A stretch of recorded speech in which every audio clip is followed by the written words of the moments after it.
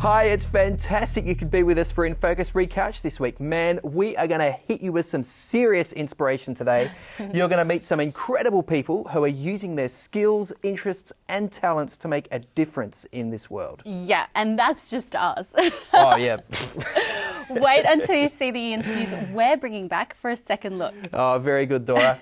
Let's kick it off now by checking out this chat James Standish had a while back with artist Joanna Darby. Jo is an artist, and she's also a social activist. Jo, thanks so much for making time to be with us. Thank you. Thanks for having me. What is the issue particularly that you're passionate about?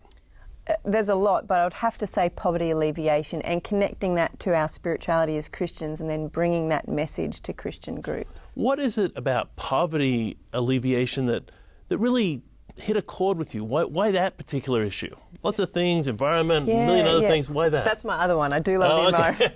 But the poverty alleviation thing, it's difficult to explain why. And people ask me all the time, why and what started that journey? Right. And all I can say is it was something that God put on my heart, something that the Spirit has given me as a message and made me passionate about, because I can't explain it with any other sort of starting point of what sent me on that journey. Right. Yeah. So you often go out and you're speaking to a lot of youth groups, particularly about this issue. Yep. Are young people really interested in this issue? Yeah, definitely. And I don't think it's just young people. There's certainly people across, all generations, but young people, they get excited, they're very idealistic, and more they're looking around, and with more access to information and information on their phones and on the website and that sort of thing, they're seeing what's happening around the world. They're seeing injustice, they're seeing that there's human trafficking, and they're very open to listening and wanting to do something about it. Right, the trafficking in persons that's going on. And yeah, absolutely. I've kind of been surprised that in the back of most Australian newspapers now, regular newspapers, you'll see a bunch of advertisements for prostitution, call girls, whatever. Everywhere. It happens in Australia. It happens, even in countries where we think that couldn't happen here. It does. It really does. Is there a problem that with these the women who are in these positions? Are they there because they've been trafficked, and are they coerced, or is this just a free will thing that people make as a decision? No, it's very, very complex. It's very complex, and there's all sorts of different issues in different countries, and a lot of it comes out of poverty. A lot of it comes from families not having any other choice but to sell their children to people who are promising good jobs, or promising to take them away to education, or if you let us take your child for this or that, then we will be able to give you a house. And there's all sorts of deception. It's very, very complex, and a very sad situation. And Australia isn't exempt. It's happening here. There's workers coming here for all sorts of different industries. Yeah. So you go out, you're speaking to young people. What's the core of your message?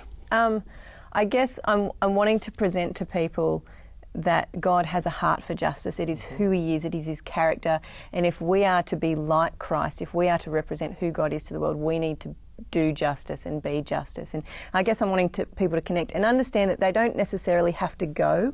They don't have to go to Iran, or they don't have to go to Uganda, because a lot of us can't, but they need to see. They need to see like Jesus saw, see people, not close their eyes to the problems, and also to pray, and also to give, because there are people, there are organisations and professionals who are able to be in communities and work with governments, and supporting those people who are professionals is one of the greatest things we can do. It is a great thing, isn't it? It's also a great thing for young people to do, particularly between their high school and college years, or while they're in college, or maybe right after they finish. Get out there and do something. Yeah, absolutely. Get out there and try to change the world. It's complicated, obviously, but it's great that you're firing people up and focusing them on these issues. Now, you're also an artist. I am. So let's talk just a little bit about your expression that you have through your art. Yeah. When did you start, and what kind of form are you expressing yourself in? It's hard to say when you started being an artist, because I think anyone who's an artist will say it was something that was always in me, or I was always drawing, always taking photos or writing.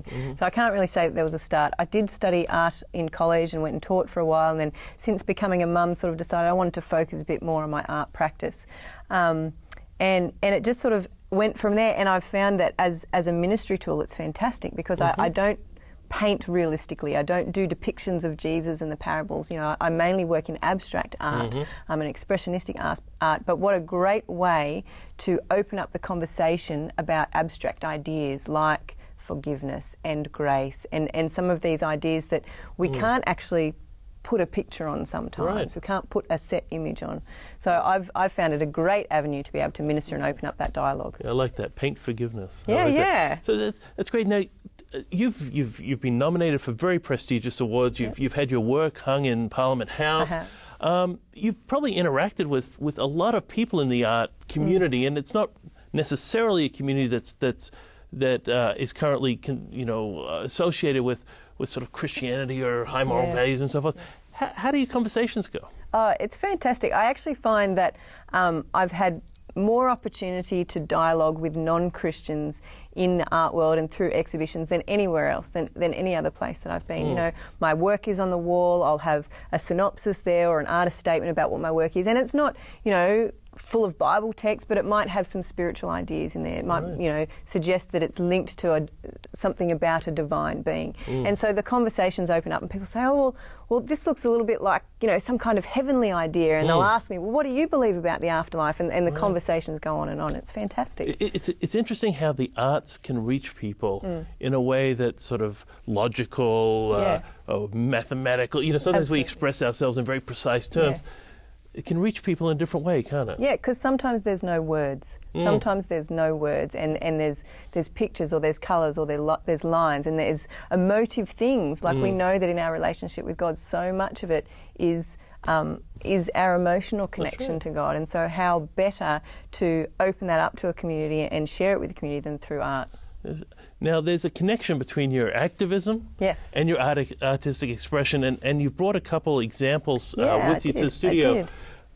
Can you tell us about this project? Yeah, basically I got to a point where, I was doing a lot of speaking. Let me just hold that up for our viewers so they can, absolutely. They can easily see. Okay. I decided that it was time for me to connect, this creative outlet and this creative expression with, my ministry, my passion, and beautiful. And thought I wanted to raise some more money, raise some money for a project I believe in, which is offering or helping provide surgery for women in Nepal who've suffered uterine prolapse. And so we've put together some limited edition postcards of some of my more popular works with all the funds going to that project. So I really like this concept of good art, art for good. How can we actually connect some of these creative people with good things in the world, things that we can do? So these are beautiful note cards.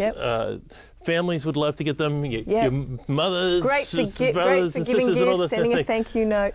And all the profits from these go to help women in Nepal. So it's not only that the art is beautiful, but the cause is beautiful, and the long-term result. That's really wonderful. I really believe that there's so much ugliness in the world, and there's so many ugly issues that we need to talk about, but we don't have to be ugly to do it. Do you know what I mean? We don't have to show pictures of, women cowering in the corner. We don't have to show pictures of, children with distended bellies. We can actually fight the ugliness with beauty, because that's what the gospel is. It's fighting ugliness with something beautiful. I love that. Yeah. Let's fight ugliness with beauty.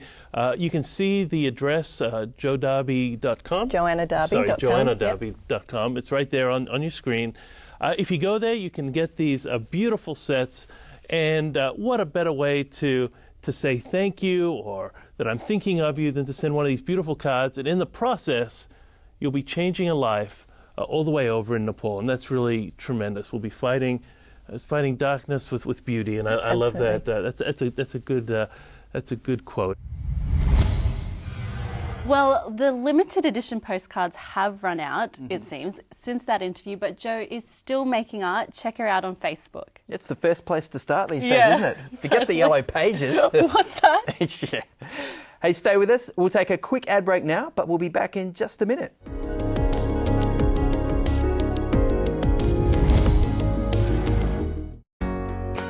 We live our lives running around, rarely stopping to ask ourselves where we're going and what our final destination is. In the end, our lives become little more than routine. Step beyond and discover a path that offers comfort, love and hope.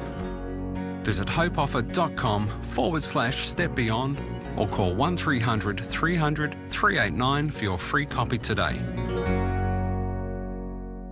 We're going to start with some soybeans. Use some chickpeas, an onion, you have a teaspoon of salt, slice some tomatoes, slice some cucumber, Some red onion just to give it a bit of freshness. So just make little falafels like this. They just smell amazing. Let's make our tahini dressing.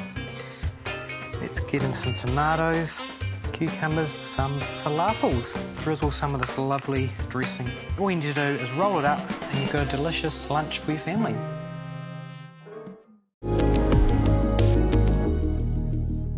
Hi, welcome back.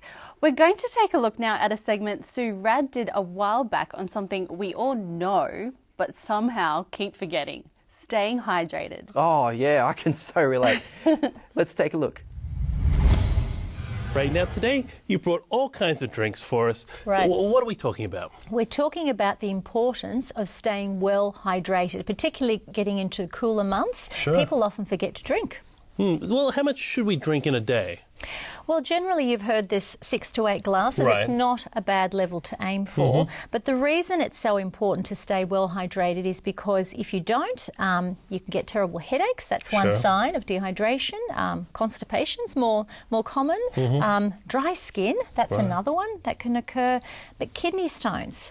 Kidney stones are a big one, but even beyond that, some of the really interesting research on big populations shows that people who consume at least 5 glasses of water per day or more have about a 50% lower risk of heart attack. Well, that's incredible. So, Yeah. so actually drinking... Pure water, Right. like Oh, what sure. we've got here. Let me just stir that up. Which you can easily dress up with, James, by adding a bit of citrus, a squeeze of lemon, lime, orange, or even a splash of cranberry. Right. But it was pure water that seemed to provide the benefit, not any sugary drinks like juices or soft drinks or even caffeinated drinks. But what about coffee? Because we're in the winter months. People often like a nice hot drink, you know. Why Well, not? there are lots of hot drinks you can Right. have that are caffeine-free, because caffeine itself, again, can be a problem, can cause sleeplessness and irritability, Sure. Faster heart rate, high blood pressure. There are lots and lots of interesting herbal teas people can okay. try. Peppermint tea or spearmint tea, that's really delicious. Lemon and ginger, for example, is another one. Rosehip's one of my favourites, which Sure. is deliciously served with a bit of honey and There's a nice sort of lemon. twang to it, doesn't it? It does, kind of tangy. Lots and lots of good ideas there. If you wanted something cool, vegetable juices, they add a lot of Okay. antioxidants to your And diet. I guess it's also, you get all sorts of vitamins with That's vegetable. right. They're Okay, not sure. so high in sugar like fruit juices. Right, and right. if you do love fruit juices, the recommendation would be to limit fruit juice to, say, 1 glass a day. Okay. But if you want something really different, something quite funky, James, Well, you know, I'm always up for something funky. you so- are. The big thing at the moment, it seems, in all the cafes is chai tea. Sure. Now, chai tea is traditionally made with black tea, which means it's caffeinated. Right. But if you want to avoid the caffeine, you can make your own chai using another herbal tea called rooibos tea. Robust? Rooibos, and this Okay. is the traditional tea from Africa. Rooibos means red bush. Okay. This is totally caffeine-free, so it won't affect you if you've got reflux problems. It's really, really good, and you can use it exactly like you would use black tea to Okay. make a hot drink. Is this widely available, or is this... Widely available. Most supermarkets now stock rooibos tea. Okay. And what you can do with it, we've just got a little sample cup here.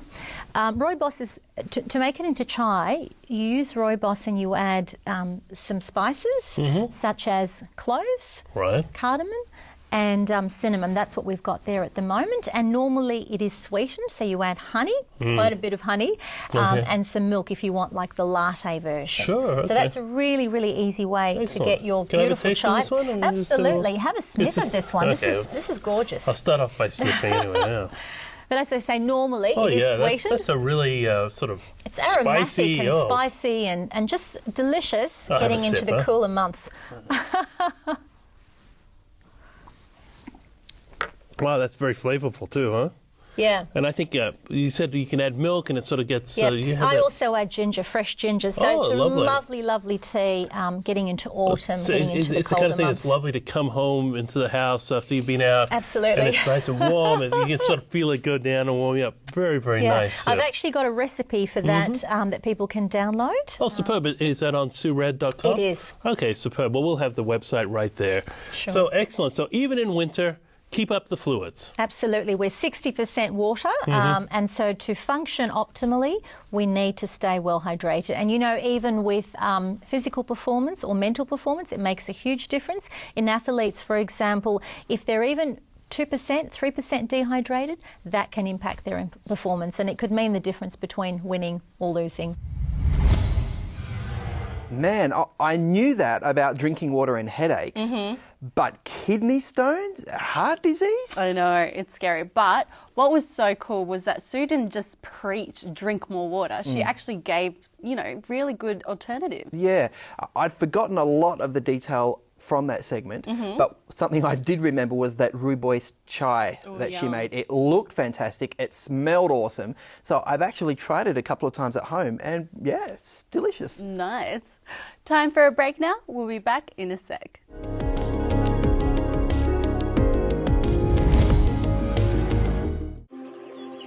Father, I can't connect the dots through the little that I understand.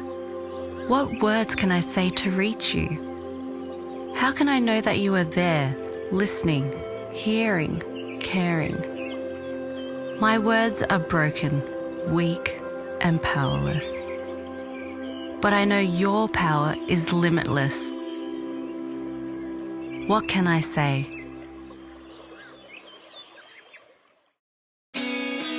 Planning your future can be a daunting task. What you want to do, who you want to be, and the road ahead can often be unpredictable. No one really knows what the future holds. Avondale. It's education designed for life. Hi, welcome back. You know, one thing I really liked about InFocus, Dora, was the opportunity to meet some real blokey blokes, you know, who are putting their faith into action, building stuff, extreme sports, Christian motorcycle clubs. Oh man, you would have loved meeting this next guy, I bet then. Oh, you've got that right. Let's check it out. Well, you've heard of Bear Grylls, you've heard of all those amazing world adventurers, but I've got one better for you. Pastor Ross Abraham. That's me, Bear Grylls. No doubt. Bear Grylls, step aside. No, seriously though, Ross, I mean, not only do you head up the Christian Outreach Centre for the whole South Pacific region, so you're a church administrator and church leader, but you also find time to do crazy stuff like riding a bike from Cooktown to the Tip and then organising a kite surfing trip to the Torres Straits, and you've got a big trip coming up, how soon? Yeah, well, actually next week. Oh, wow. Today week, we fly up to Papua New Guinea and we do a 700-kilometre cycle on mountain bikes from a place called Wewak. It's in the Highlands, isn't it? It's on the coast. Oh, it's on the coast? North. Okay. And then we cross the Sepik River, which takes about 5 hours in a small banana boat. And then we ride another 600 kilometres down to the second biggest city in Papua New Guinea called Lae. And then the day after, we fly to Moresby and walk the Kokoda Track. Oh, wow, just for... just a little added extra. Just for dessert. Yeah. You've walked the Kokoda Track a few times already, haven't you? Yeah, this will be my 5th time coming up. So it's such an interesting place. Like, it really is. I'd suggest that every person, if they get an opportunity, walk it once, because it really does educate us a lot about our history as Australians. It's quite amazing. Okay, so Wewak to Lae, that's essentially along the coast, is it? Yep. So you're not tackling the Highlands? No. We are tackling the Highlands traffic, though, that comes down from the Highlands and joins the main highway. And that's probably the most dangerous part of the ride, is dodging all the small minibuses with, you know, the 12-seaters with 35 people on them that dodge in and out the traffic. And the criminals with their roadblocks, I guess. Yeah. Well, we have been advised to get security, so we have 2 armed police that come with us on the trek, and the idea is they ride behind or in front, and hopefully that is enough, a great deterrent to keep some of the rascals away. Sure, yeah, wow. And so how many people are going on this ride, right? There's 8 that are cycling, there's another 4 in the support crew, and then there's another 14 who are joining us to walk the Kokoda Track. Okay. Yeah. So, I mean, look, the adventuring pastor is a great, label or whatever, but you're doing it for a cause, aren't you? Like, there's an underlying reason. What's that all about? Yeah. This year, every year we do something in the lines of an adventure for a cause. This year, all the money that we raise is staying in Papua New Guinea. There's a local organisation in Lae that's building a community centre, and on that eventually we'll have a school, a rehab centre, a Mary House, which is a safe house for battered women. A lot of your viewers may not know, but in Papua New Guinea, 2/3 of women suffer some form of domestic violence. 2/3? 2/3. So, wow. Which they're saying basically affects 1 million children come from some sort of home that's been affected with domestic violence. And so this community centre that we're assisting to be built will have a safe Mary House on it where the women and the children can come to for short-term accommodation. And also it'll have a recreational hall for the local youth. Unemployment is rampant in Papua New Guinea, and a lot of the young people have nowhere to go, nothing to do, so... They end up in organised crime and they do. Gangs and... Yeah. So this organisation already owns 7 hectares of land up there, and so we're helping raise $150,000, which isn't a lot, to build the first stage of the structure, which is the community centre itself. Wow. So is this a COC organisation that's doing this? It's Christian Outreach Centre up there in Papua New Guinea own that piece of land. Okay. But there's also a lot of local agencies in Lae that have jumped on board. The Lae Yacht Club is helping out. They're hosting a dinner for us. All the proceeds will go towards this. And a lot of local businesses, some of the steel industry businesses and some of the mining companies that are up there also have all taken a liking to this project, and I think all of us see the great need up there, and we just want to help wherever we can. Wow. So do church leaders in PNG sort of recognise that family violence is something that they just need to face up to? Yeah, they do, but it's so overwhelming, and like anywhere, the lack of resources, and especially it's accentuated even more in Papua New Guinea. The average wage is $1 a day. Yeah. So to have the money available to actually address these problems, it's just really tough. And I look at it and think, well, they're only several hundred kilometres off the shores of Australia, and they're our neighbour, and I think we should be able to give them a hand wherever we can. Yeah, who is my neighbour? Who is my neighbour, exactly. Yeah. So this group of people who are writing, is this men who are writing mainly? Oh, yes, we are men. Yes, yes. Men. Real men? Real men. Yeah. Look, it's made up of, there's a university dean, there's a doctor, a surgeon, there's a CEO coming, there's me, there's a whole a wide variety of guys that are coming. We wouldn't take ladies on the bike leg. Right. There are ladies going on Kokoda. My wife's coming on Kokoda, first time. But the guys only on the bike leg, because it is a little bit more dangerous. I guess one of the reasons why I ask is that part of the focus of this ride is, domestic violence resources in the country of PNG, and here you have a bunch of men essentially, raising awareness for this. Do you think it's important that men actually start to stand up and be heard about, what's often seen as just a women's issue that will leave to the women? Definitely, and I think that's a major issue in PNG, that the men aren't vocal enough. There's lots of women's movements over there now that are starting to protest and let their voice be heard, but the men aren't to be seen or heard. And I think that maybe a part of this can Aussie men alongside PNG men and helping one another man up to this, because we are ultimately, the men are the answer to this issue. And this, it's just great to see that you guys aren't doing this in some sort of wussy way. You're doing this by a tough bike. How many 100Ks is it? It's 700. 700K bike ride and a Kokoda trail just for dessert. Thank you very much. So that there's no question at the end of this process that you guys are, real red-blooded men, but nevertheless raising this awareness about domestic violence and saying, hey, enough is enough. It's a great image. Yeah, I think so. I mean, like I said, every year we do something, and the guys who are coming this year themselves are all good family men. We believe in the gift of family that we've been given. And we want to share any encouragement we can to this nation to say, come on, guys, it's time to man up. Yeah. So even though we wear lycra, Yeah. we are still real men. Not shaved legs? No, not me. No, A couple of the other guys do, but... No, that's good. Hey, well, no, that's incredible and inspirational, and I really hope that men in PNG and men in Australia as well are just going to, I guess, listen to the message that you guys are not so much speaking, but showing by your actions that family support and family togetherness and an end to violence is really important. So, Ross, if people are interested to know more about this ride, which I think probably by the time this is seen, the ride would have happened. But if people want to know more about the ride, or they want to, help with fundraising, or have you got a website or something? Yeah. People can go to www.png800, that's 800.org.au, and on there's a video that they can watch from last year's trek, parts of last year's trek, and a little bit about the cause of what we're raising money for this year, and contact details are all on the website. Well, sounds like it's well worth checking out. The website's right there on your screen. Hey, thanks so much for your time, Pastor Ross Abraham.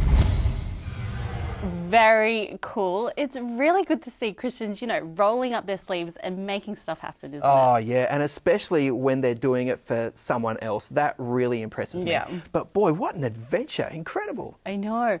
Well, I guess that's all we have time for this week. Thanks so much for joining us. Yeah, all the best. God willing, we'll see you next time on InFocus Recouched.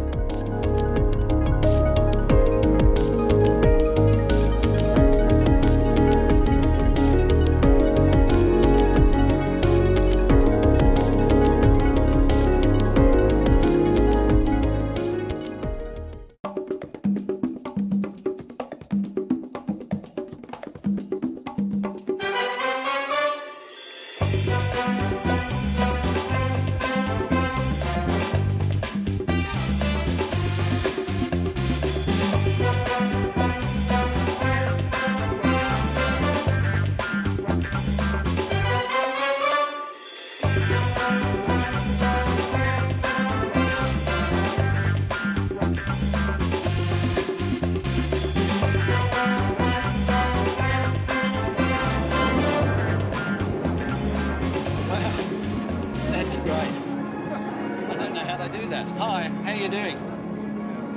Hey, Jack, good stuff. Hey. Hey. Hi. Hey, it's Vegas. Hey, looking good, looking good. Hi. Hi. This is amazing. This is just amazing. It's a typical Vegas night. The city's alive. This is a city that never sleeps. You know, they've got the pyramids over here. You've got the Eiffel Tower over there. And right around the corner, you're in Venice. They're all fakes, of course. Genuinely fake. In fact, they say that most people prefer this over the original. Now, what are you guys doing here? What does it look like we're doing here? Anyway. Why are you filming without me? Who are you? I'm the real you.